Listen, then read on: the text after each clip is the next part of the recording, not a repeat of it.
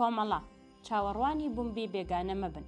ئێرادەی گەل دوافیشەکی گۆڕانکاری وەرگیراو لە ماڵپەڕی شارپرێس.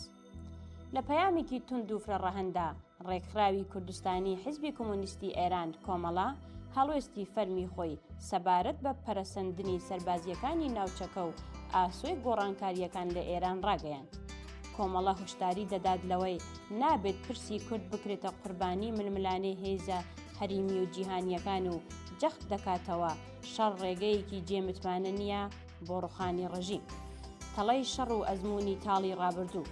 ڕێکخراوی کوردستانی حیزبی کۆمۆنیستی ئێران کۆمەڵە بە ڕاشکاوی هەڵوێستی خۆی ڕاگەیاندووە و دەڵێت کوردستان نابێ ببێتە گۆشتی بەردەمی تۆپی سیاسەتەکانی ئەمریکا و ئیسرائیل. بە بڕوای ئەو حیزبە هەرچەندە خەڵکی ئێران و کوردستان لە ستەمی کۆماری ئیسلامی بێزارن، بەڵام پەنابردن بۆ بژاردەی سەربازی دەرەکی تێچوویەکی مرۆیی و مادی وێرانکەری دەبێت کە قەرەبوو ناکرێتەوە.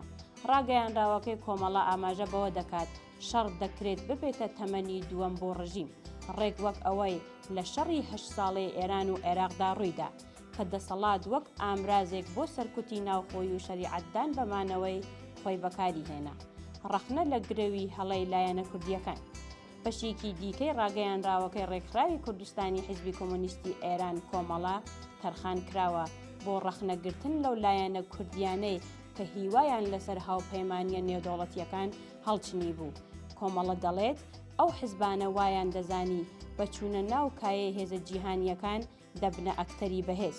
ئەنجامەکەیان بە پێچەوانە دەرچوو، بۆیە داوایان لێ دەکەین بە ڕاشکاوی دان بە هەڵەی لێکدانەوەکانیان بێن و ئەم ئەزموونە بکەنەوانەیەک بۆ داهاتوو. ئاسۆی دوای شەڕ، ڕژیمێکی شەکەت و جەماوەریکی ڕاپەڕی. کۆمەڵە پیشبینی دەکات ئەو تەنگەژە سەربازیە لە کۆتاییدا بە جۆرێک لە سازان و ڕێکەوتنی سیاسی کۆتایی بێت، بەڵام جەخت لە خاڵێکی جەوهەری دەکاتەوە و دەڵێت ئەو کۆماری ئیسلامیەی لەو شەڕە دەردەچێت، چیتر هێزەکەی پێشووی نابێت. وەکو لە بەشێکی دیکەی هەڵوێستی ڕێکخراوی کوردستانی حیزبی کۆمۆنیستی ئێران کۆمەڵە داهاتووە، شکستی ڕاستەقینەی ڕژیم لە مەیدانی شەڕدانیە، بەڵکو لەو ساتەدایەکە دەنگی تەقینەوەکان کردەبن. ئەو کاتەیە کە جەماوەریکی تووڕە و برسی کە هێشتا کۆمەڵکوژیەکانی بەفرانباریان لە یادا ڕوبەڕووی دەسەڵات دەبنەوە.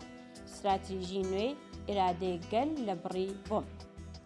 لە کۆتایی ڕاگەیاندراوەکەدا کۆمەڵە وێنەی قۆناغێکی نوێ خەبات دەشکێنێت کە تێدا بزوتنەوە کۆمەڵایەتیەکانی وەک کرێکاران، ژنان، مامۆستایان و پەرستاران بە شێوازێکی داهێنەرانە دێنەوە مەیدان.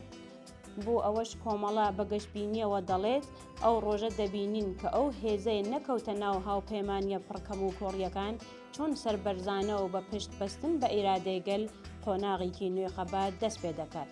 چاودێرانی سیاسی پێیان وایە ئەم هەڵوێستە ڕاشکاوەی کۆمەڵە هێڵێکی جیاکەرەوە لە نێوان خەباتی ڕەسەن و سیاسەتی وەکاڵەت دەکێشێت.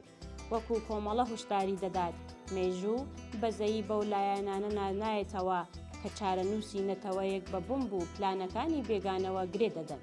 ڕاگەیاندراوەکەی کۆمەڵە لە کۆتاییدا دەڵێت ئەگەرچی شەڕ دەتوانێت دیوارەکان بڕخوێنێت، بەڵام تەنها هوشیاری جەماوەری دەتوانێت ئازادی بنیاد بنێتەوە.